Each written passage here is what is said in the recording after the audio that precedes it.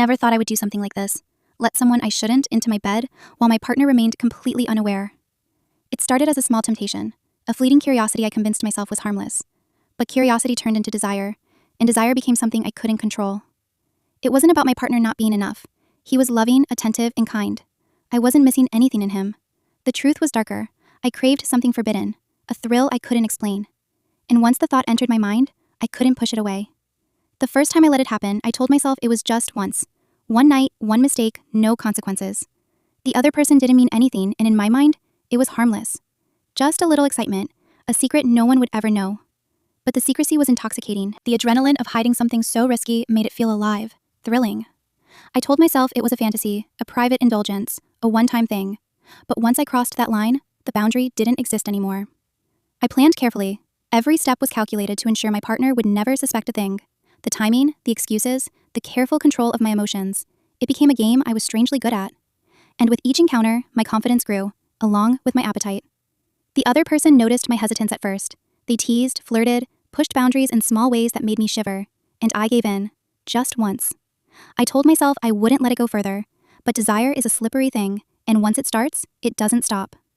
I remember that first night vividly, the tension, the rush of doing something forbidden, the silent thrill that no one would ever know. And when it was over, I returned to my partner with the same smile, the same warmth, the same affection, as if nothing had happened. He never suspected. Not a glance, not a question, not a hint. And that was the part that terrified me most. How could I do something so wrong and have it go unnoticed? It gave me power, yes, but it also made the thrill dangerous, because now I knew I could get away with it. After that night, my thoughts became constant.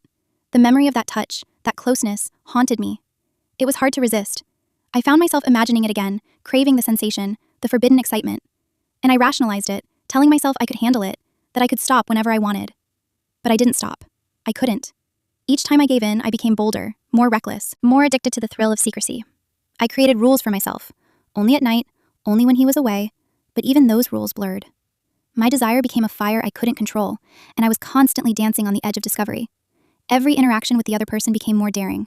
Subtle touches, lingering glances, whispered words. And each time, the tension mounted, knowing my partner was completely oblivious. That oblivion, that trust, made the situation even more dangerous, because I was betraying someone who trusted me completely and getting away with it. And yet, in the middle of it all, I felt guilt. A small, nagging voice at the back of my mind. I knew what I was doing was wrong. I knew it could destroy everything if discovered. But the thrill, the secrecy, the forbidden excitement, it overpowered the guilt. For now, I started imagining scenarios, calculating every risk, every possible way he could find out. The thought of him walking in, the fear in his eyes, the devastation, it sent shivers down my spine. And secretly, that fear made it even more addictive. Before I could stop myself, I was in deep. What started as a one-time temptation became a habit, a secret life within my own home. And each time I returned to my partner, nothing had changed. He remained loving, trusting, unaware. And that was the most dangerous part of all. The secrecy, the thrill, the constant risk, it became intoxicating. And I knew that the line I had crossed once, I could cross again and again and again. And each time, the temptation grew stronger, the desire harder to resist. If you find this story good, please like and subscribe our channel. It's free for you, but helps us a lot to keep sharing real stories like this. The stage was set. I had crossed the line once, the thrill had taken hold, and the question hung in the air.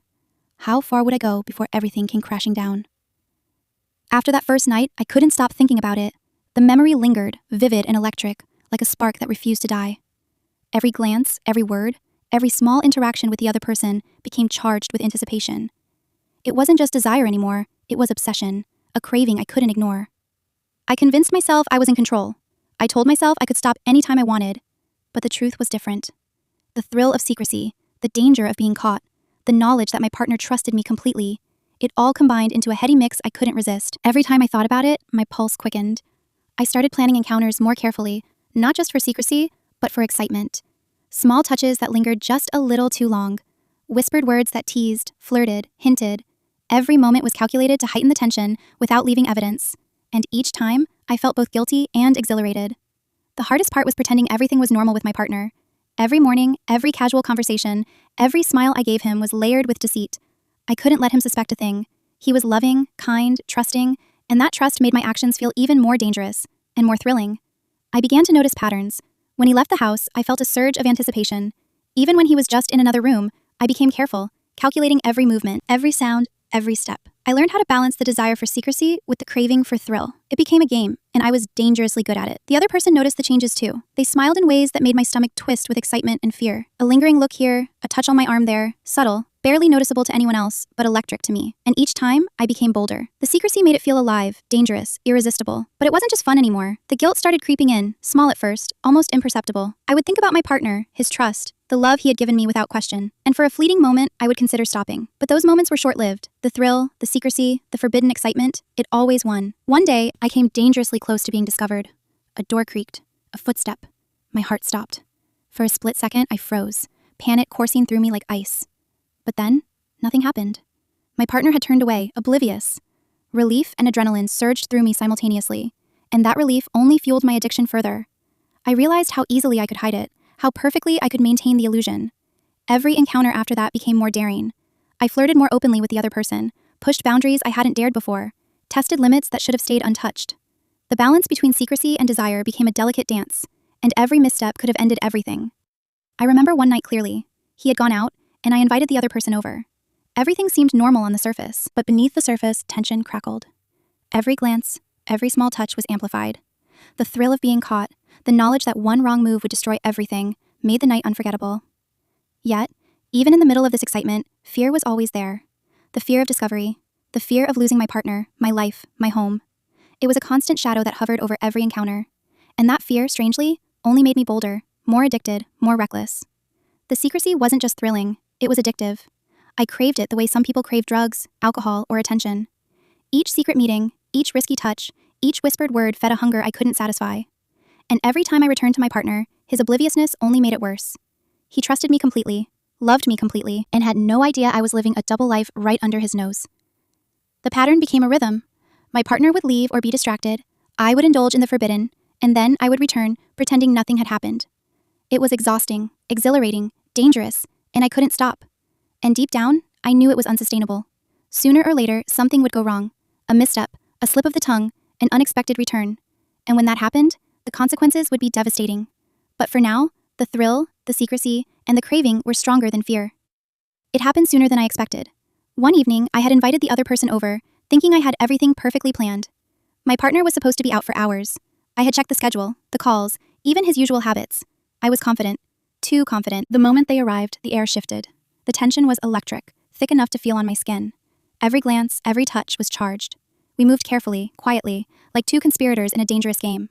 I told myself to stay calm, to control the pace, to enjoy the thrill without letting it spiral. But then it happened. A sound. A floorboard creaked. My stomach sank. I froze. My heart thudded in my chest so loudly I thought they would hear it. I imagined my partner walking in at that very moment, catching everything, and my mind raced through the consequences. The betrayal, the shock, the devastation. It was too much to bear even in imagination. We waited. Neither of us dared move. Every second stretched into eternity. I prayed silently that he wouldn't return early, that the timing had been accurate, that our secret wouldn't be exposed. The fear was intoxicating. It made the forbidden moment feel even more alive, even more thrilling. Eventually, the sound stopped. Relief washed over me, but it was mixed with a new awareness. The line had been crossed again. We were dangerously close to being discovered.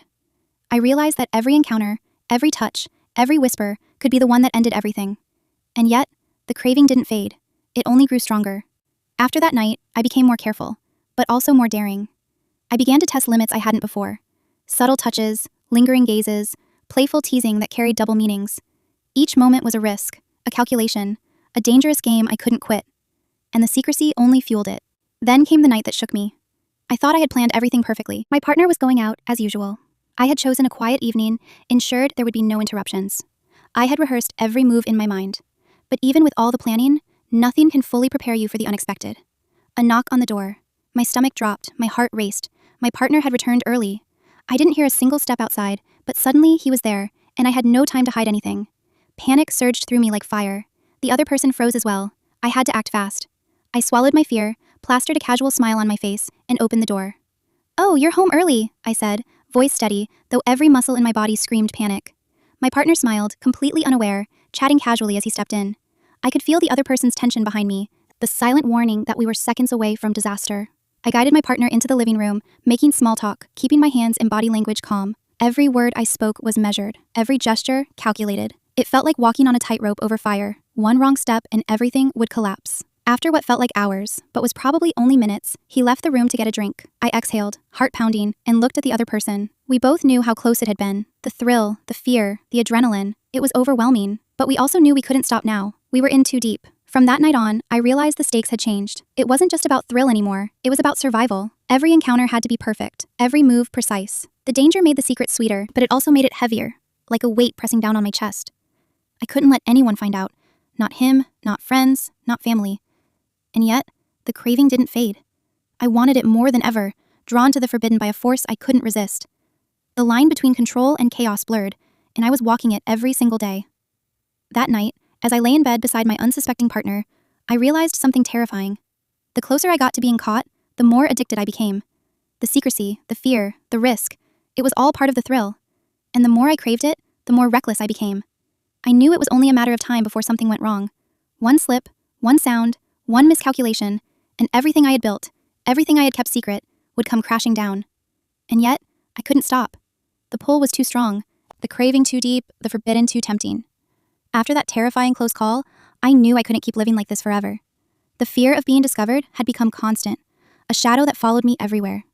Every laugh, every smile, every touch had to be measured. I couldn't afford even one mistake, not with my partner's trust on the line. The secrecy had grown heavier than the thrill. What once felt exciting now felt dangerous, suffocating, and exhausting. My heart raced every time I heard a sound, every time he walked into a room, every time my phone buzzed.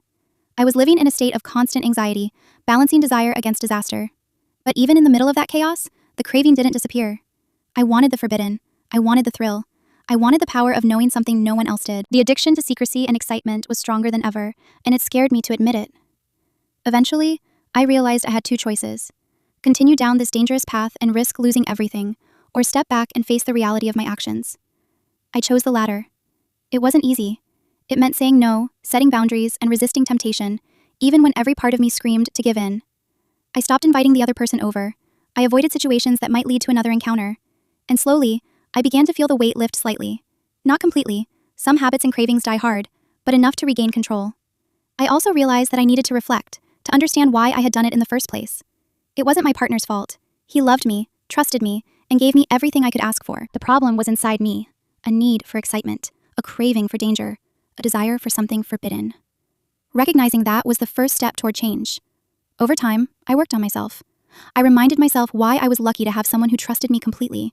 I focused on my relationship, on building honesty, on respecting boundaries. And slowly, the thrill of secrecy lost its grip. I could enjoy life without needing to break rules or test limits. Even now, I think about that time sometimes. The nights of secrecy, the close calls, the thrill of almost being caught. But those memories are tempered by guilt and reflection. I know what I did was wrong, and I understand the danger of my actions. I also understand the value of trust and the responsibility that comes with it. I learned that desire and excitement can't come at the cost of honesty and respect. That temptation is powerful, but consequences are real. And that living in secret might feel thrilling for a moment, but it can destroy everything you care about if you're not careful. Looking back, I don't regret the lesson, though I regret the risks. I regret the times I chose thrill over loyalty, but I also know I grew from it, learned boundaries, and learned how to respect the people I love. That lesson will stay with me forever. Now, I live differently. I enjoy excitement in safe ways, I cherish trust, and I never take for granted the love and faith my partner has in me. And though the temptation will always exist, I know that the thrill isn't worth the cost of betrayal. If you find this story good, please like and subscribe our channel. It's free for you, but helps us a lot to keep sharing real stories like this.